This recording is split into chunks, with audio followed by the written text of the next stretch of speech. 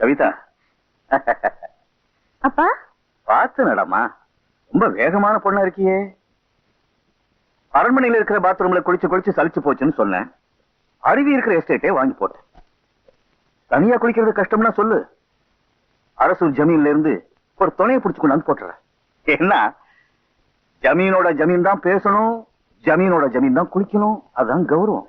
நீ வாமா. அங்கங்க போற, இப்படி வாமா.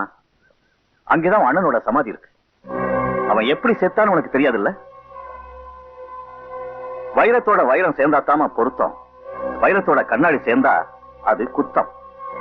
உன் அண்ணன் ஒரு வேலைக்கார பொண்ணு ஜமீனோட சேர்க்க பார்த்தான். நம்ம ஆளுங்க அவங்க 2 பேரையும் வெட்டி புதைச்சிட்டாங்கம்மா. நீ புத்திசாலி, அப்பம் பேச்ச மீற மாட்டேன். வாமா.